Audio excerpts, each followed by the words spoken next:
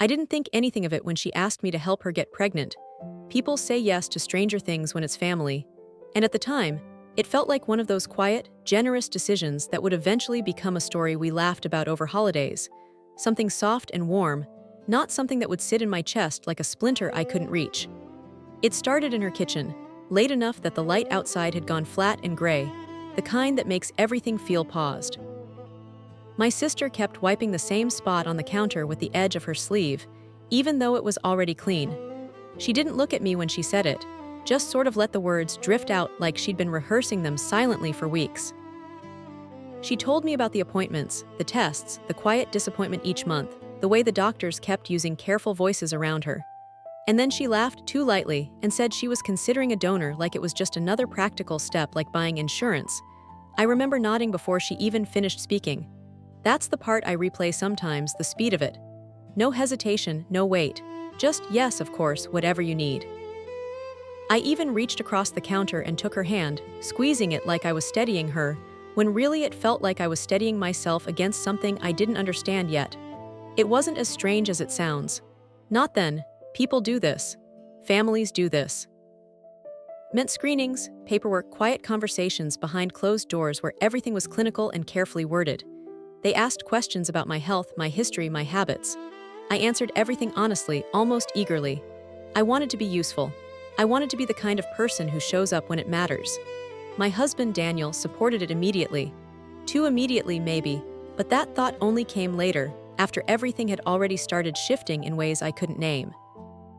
At the time, he just smiled in that calm, reassuring way of his and said, "If it helps her, then it's the right thing." He didn't ask many questions. He didn't seem uncomfortable. If anything, he seemed interested, not in a suspicious way, just attentive, present, like he was quietly taking it all in. I told myself that was normal. He's always been like that, observant, thoughtful, the kind of person who listens more than he speaks, which used to feel like a gift. The process took longer than I expected. Weeks of waiting, coordinating schedules, sitting in sterile rooms that smelled faintly of antiseptic and something colder underneath. My sister stopped joking about it after the second appointment. She became quieter, more contained, like she was holding something fragile inside herself that she didn't want to disturb with too much emotion. Daniel drove me to one of the early appointments when I couldn't get time off work. I remember sitting in the passenger seat, watching the reflection of traffic lights slide across the windshield, and he asked casually, "Do they explain everything to you, like all the steps?" I said yes, mostly. He nodded but didn't say anything else for a while. Then, just before we pulled into the clinic parking lot, he added, "It's strange, isn't it? How something so personal becomes procedural." He said it almost to himself. I laughed a little uncertainly and said, "I guess that's the point. It makes it easier." He looked at me then, properly looked, and there was something in his expression I couldn't quite read. Not disagreement, not concern, just a pause, like he was holding on to a thought he didn't want to share yet, but it passed, or I told myself it did. When my sister finally got the call, the one confirming it had worked, she cried in a way I'd never seen before. Not loud, not dramatic, just silent tears that kept coming like her body had been waiting for permission to release them. I held her while she shook, and for a moment, everything felt exactly how it was supposed to feel. Worth it, simple, right. Daniel hugged her too when we told him. He held her a little longer than usual, his hand resting between her shoulder blades in that steady, grounding way he has. She leaned into him like she needed the support. I remember noticing that, but it didn't feel strange. We were all emotional. It made sense. Things stayed normal, or close enough that I didn't question it. But there were small moments, so small I almost didn't register them, that started to collect in the back of my mind. Like when Daniel began asking about her appointments more often than I did, not in a probing way, just consistently. "How is she feeling? Did the doctor say everything looks good?" He remembered details I forgot, dates I had to double-check. I told myself he was just being supportive. He's good at remembering things. And then there were the silences. Not the comfortable ones we'd always had, but something slightly off, like a conversation that had already happened without me. I'd walk into a room and they'd both go quiet, not abruptly, not guiltily, just a soft shift. A pause. Then someone would fill it with something ordinary, like what to have for dinner or whether it might rain. I didn't confront it because there was nothing to confront. That's the problem with things that don't have edges. You can't hold them up and examine them. You just feel them faintly, like a change in air pressure. The first time it really unsettled me was over something so insignificant I almost laughed at myself for noticing. We were at my sister's house, sitting around her dining table. She was about 3 months along, just starting to show in a way she kept touching absent-mindedly, like she was still getting used to the idea that it was real. Daniel was across from her, leaning back in his chair, watching her as she spoke. She said something about cravings, how she couldn't stop thinking about oranges of all things, and he smiled. Not a big smile, just a small, knowing one. "That makes sense," he said. I looked at him. "Why would that make sense?" He hesitated just for a second, then he shrugged. "I read something about it. Vitamin C, maybe." But the way he said it, it didn't sound like he was guessing. It sounded like he already knew. I told myself I was being ridiculous. People read things, people guessed things, it didn't mean anything. Still, later that night, lying in bed, I asked him, "Have you been looking up pregnancy stuff?" He turned onto his side, facing me, his expression relaxed. "A little. I figured it wouldn't hurt to understand what she's going through." That was a reasonable answer. A good answer, the kind of answer that closes a question instead of opening more. So why did it feel like it did the opposite? I stopped bringing it up after that. Not because the feeling went away, but because I couldn't explain it without sounding ungrateful, maybe, or paranoid, and I didn't want to be either of those things. I had made a choice, a good one. I wasn't going to ruin it by picking at shadows. But shadows don't stay still when you ignore them. They stretch. It was the photo that finally made something inside me shift in a way I couldn't smooth over. My sister had sent it in a group message, just a casual update. An ultrasound. A blurry, gray image that only meant something if you knew how to look at it. She added a heart emoji, something simple, understated. I opened it while standing in the kitchen. Daniel was beside me, rinsing a glass. I didn't say anything, just angled the phone slightly so he could see. He leaned in, closer than I expected. Close enough that I could feel the warmth of him at my shoulder. For a moment, neither of us spoke. Then, very quietly, almost like he was afraid of interrupting something, he said, "That's earlier than I thought they'd do this scan." I turned my head toward him. "What?" He blinked like he hadn't realized he'd said it out loud. Then he straightened, shrugging again, that same easy dismissal. "Nothing, just I thought those came later." But he didn't look at me when he said it. He kept his eyes on the image, studying it with a kind of focus I couldn't place. And that's when it happened. Not a realization, not yet, just a feeling. A thin crack running quietly through something I had assumed was solid, because I hadn't told him when the scan was scheduled. And I was suddenly, painfully aware I didn't remember my sister telling him either. I tried to let it go. That became a kind of habit after that, catching something, holding it up for a second, then setting it back down like it wasn't worth examining. It's surprisingly easy to do when the alternative is admitting something might be wrong in a way you can't fix. But once a thought takes root, it doesn't really leave. It just waits. I started noticing how often Daniel and my sister texted. Not obsessively, not in a way that would have looked suspicious to anyone else, but enough that I became aware of it. His phone would light up, her name appearing briefly before the screen dimmed again. Sometimes he'd reply right away, sometimes he wouldn't, but there was a rhythm to it. A quiet consistency. When I asked what she said, he'd answer easily, "Just checking in," or "She's asking about that soup you made," things that were ordinary enough to be true. And I believed him. I think that's important. I wasn't looking for a lie. I was looking for reassurance, and he gave it to me in just the right amounts. There was one evening, though it keeps replaying, not because of anything dramatic, but because of how normal it felt at the time. We were sitting on the couch, the TV on but muted because neither of us was really watching it. I was scrolling through something on my phone when Daniel said, almost absently, "She had a checkup today, right?" I looked up, "Yeah, this morning." He nodded, like he was confirming something to himself. "Everything okay?" "I think so, she hasn't called yet." There was a pause, not long, just enough for me to notice. Then his phone buzzed on the coffee table. He glanced at it, quick, instinctive, and for a second, just a second, something in his face shifted. Not panic, not guilt, just recognition. He picked it up. "It's her." "Already," I said, trying to keep my tone light. He stood up as he answered, already moving toward the hallway. "Hey, yeah, I was just..." His voice faded as he stepped out of the room. I sat there longer than I should have, staring at the muted TV, the flickering light casting soft, colorless shadows across the walls. It wasn't that he took the call. That made sense.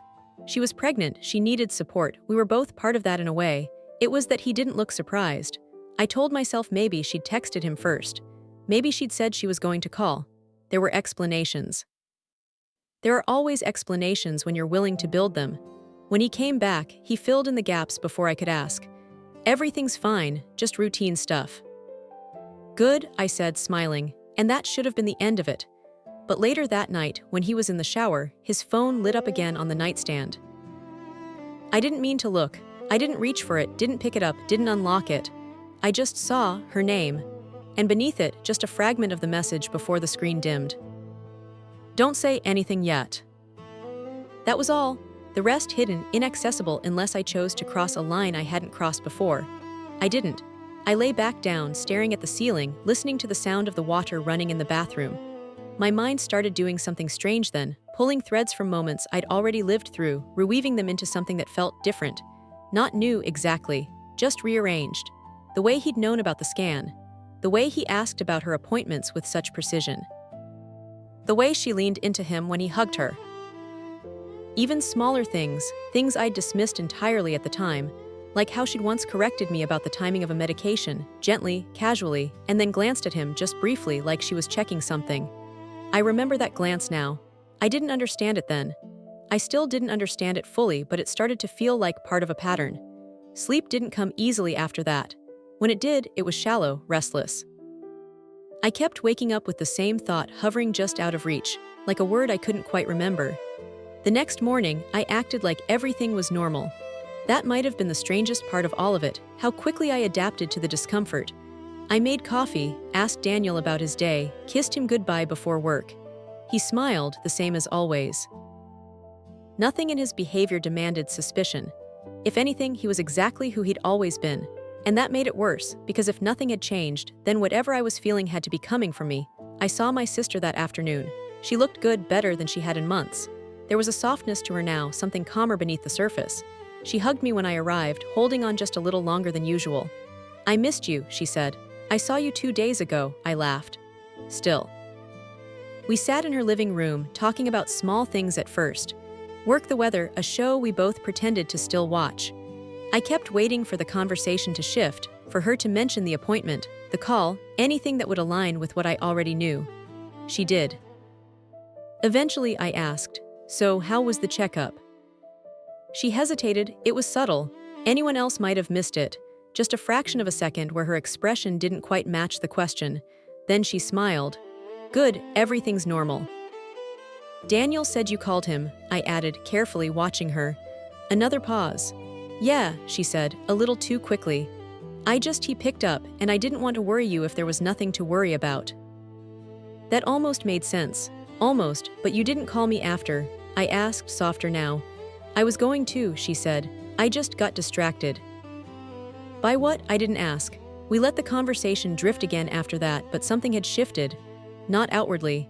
We still talked, still laughed in the right places. But there was a thin layer between us now, something transparent but present, like glass. At one point, she stood up to grab something from the kitchen and her phone buzzed on the table beside me. I didn't look at it immediately. I told myself I wouldn't. Then it buzzed again. And I glanced down. Daniel, just his name, nothing else visible, but it was enough. I felt something cold settle into my stomach, slow and deliberate.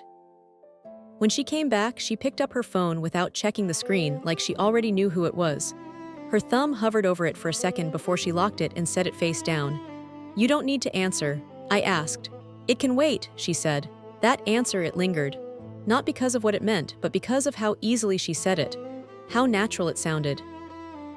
Like this was already normal for them. On the drive home, I tried to reconstruct everything again, but the pieces didn't fit the way they used to. They kept shifting, overlapping in ways that made my chest feel tight. There was one detail I kept circling back to, something I hadn't thought about in weeks. The clinic, the donor. I had assumed, without ever explicitly confirming, that it had all been handled anonymously through the system. That's how it usually works. That's what they'd explained to me in those early appointments. But I realized, with a kind of slow, creeping clarity, that I had never actually seen the final paperwork. I hadn't been there for every step. There were appointments my sister went to alone. There were conversations she had with doctors that I wasn't part of. And Daniel. He had offered more than once to help with logistics, to drive her, to sit with her if I couldn't make it. At the time, it had felt like support. Now it felt like access. I pulled into the driveway and sat in the car for a long time, the engine off, the silence pressing in around me. My hands were still on the steering wheel, but I wasn't really aware of them. There was a thought forming then, slowly resisting shape. Because once it took shape, it would become something I couldn't ignore anymore. I tried to push it away, to break it apart into smaller, more manageable pieces. But it held. Not because I had proof, because I didn't. And somehow, that made it worse. Because if I was right, then this wasn't something that had happened by accident, or misunderstanding, or crossed wires.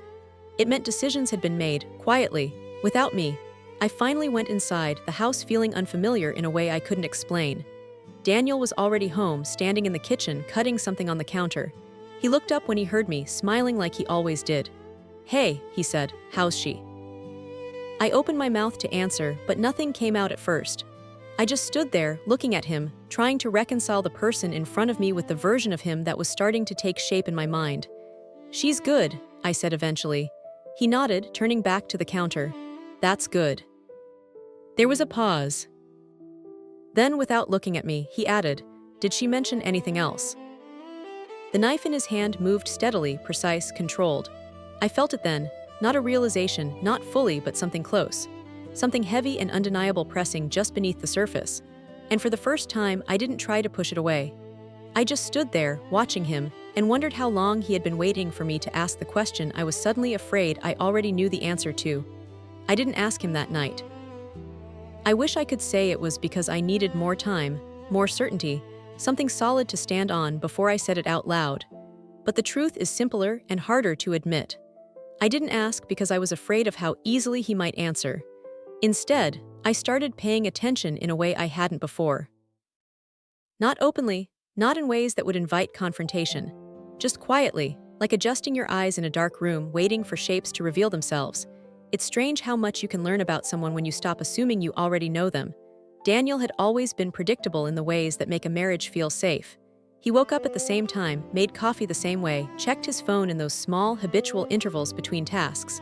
But now those intervals felt different, measured, intentional. I noticed how often he angled the screen away from me, not abruptly, not suspiciously, just enough to make it seem like a coincidence if I pointed it out.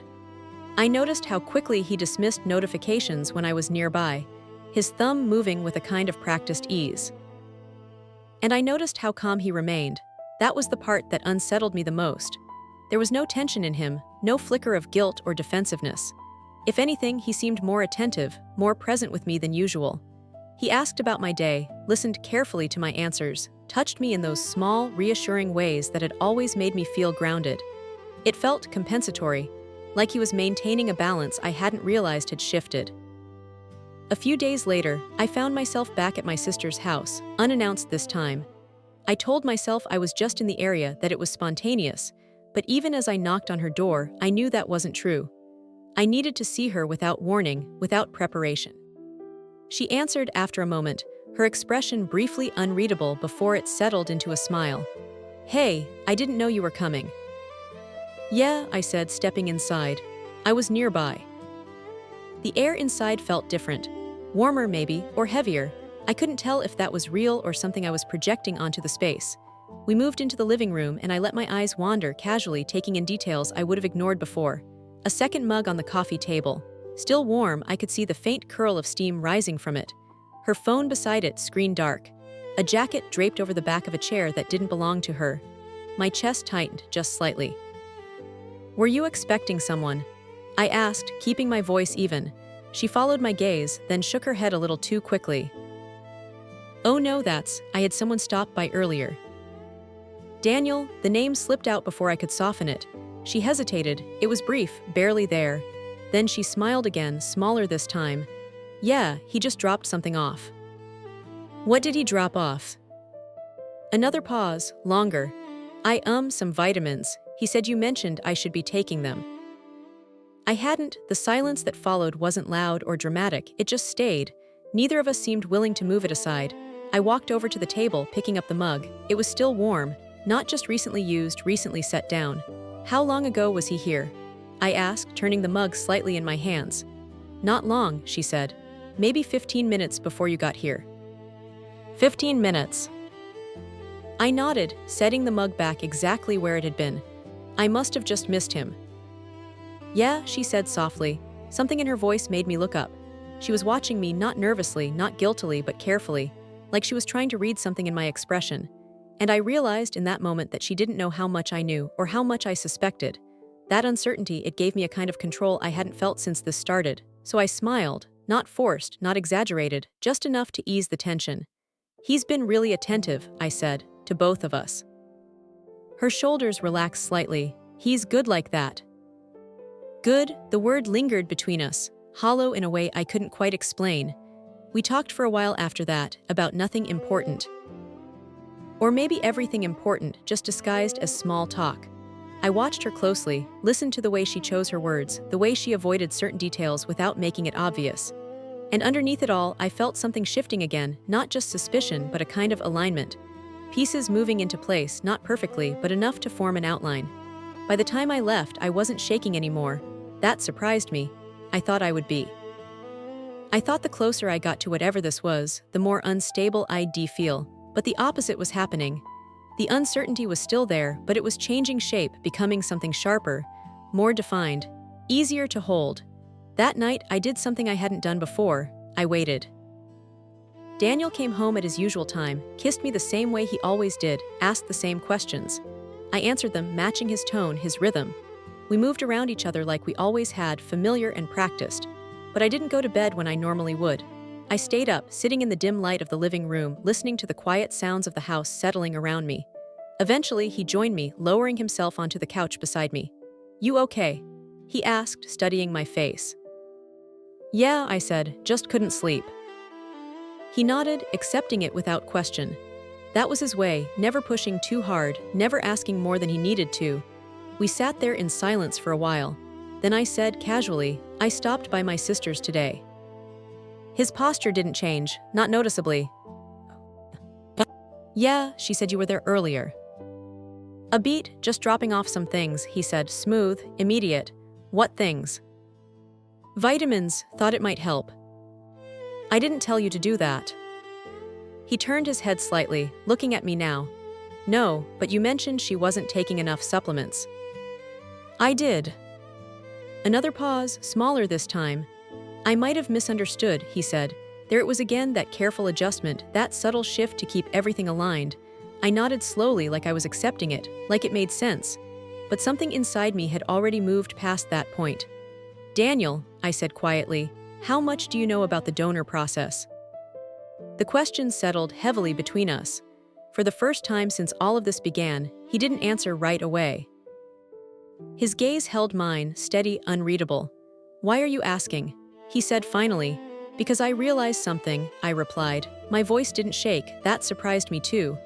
I was there at the beginning, the screenings, the paperwork, but not everything. There were parts I wasn't involved in. He didn't respond. I trusted that it was handled the way they said it would be, I continued. Anonymous, clinical, separate. The silence stretched, and now I'm not sure that's true. Something changed in his expression then.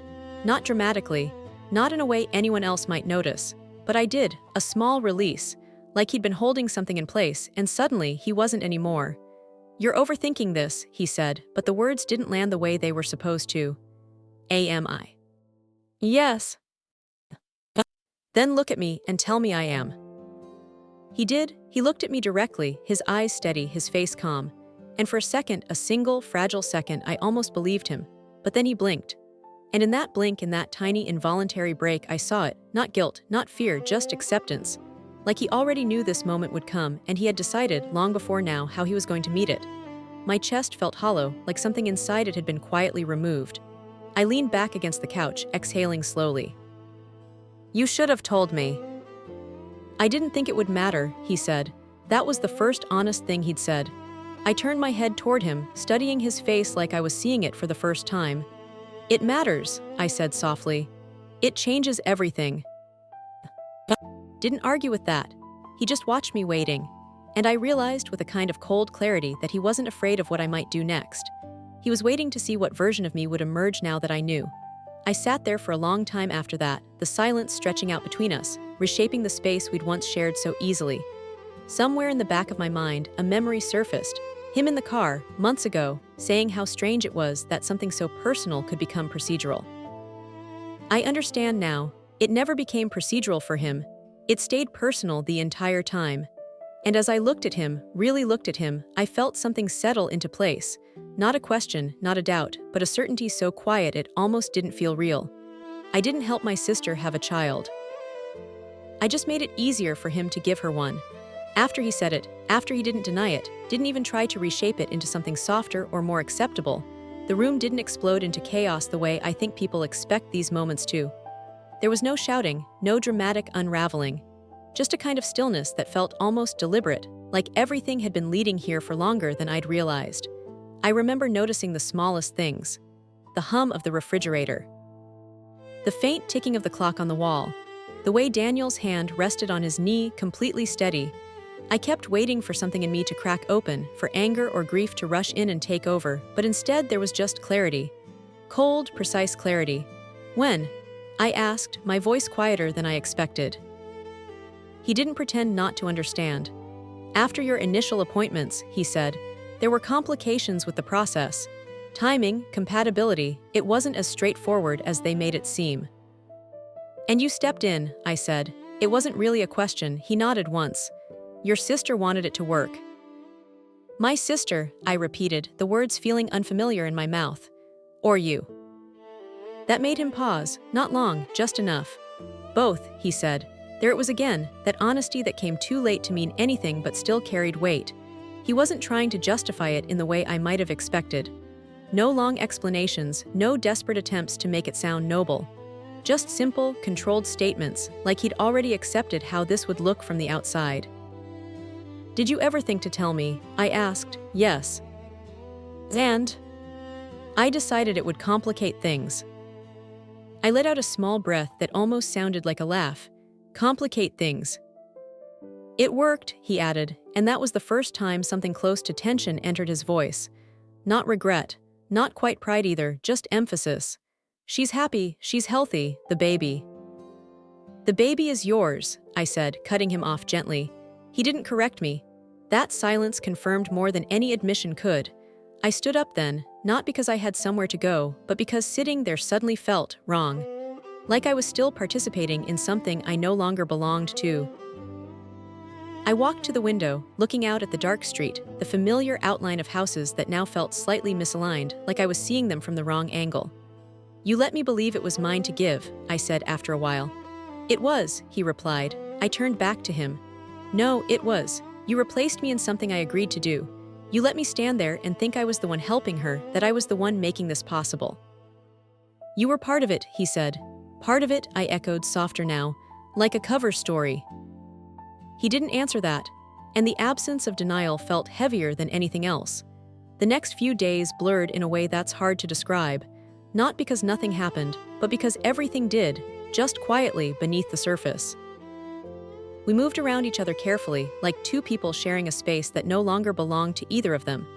Conversations became functional, necessary, stripped of anything that might lead somewhere unpredictable. I saw my sister again, but differently this time, not as someone I needed to protect or support, but as someone I needed to understand. She opened the door with that same soft expression, that same contained warmth, but now I could see the layers beneath it, the awareness. The knowledge she'd been carrying while I moved through this blindly. You knew I'd figure it out eventually, I said, stepping inside without waiting for an invitation. She closed the door behind me. I hoped you wouldn't. That's not the same thing. No, she admitted. We stood there for a moment, the air between us heavier than it had ever been. Why him? I asked. Her hand moved instinctively to her stomach, resting there in a way that felt both protective and grounding. Because it was certain, she said.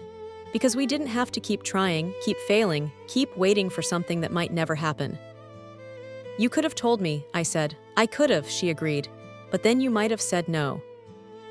That landed exactly where she intended it to, and that would have been a problem, I said. Yes. There was no hesitation, no apology, just truth. I nodded slowly, absorbing it, turning it over in my mind like everything else. So you both decided for me. We made a choice, she said, for something that mattered. To you, I replied. Her gaze didn't waver. Yes. It was almost impressive the way she held that line. No attempt to soften it to make it more palatable. Just a clear acknowledgement of where I stood in all of this, outside of it. I walked further into the room, my eyes drifting over the same details I'd noticed before: the mugs, the furniture, the quiet signs of a life continuing forward, uninterrupted. Does it feel different? I asked suddenly. What?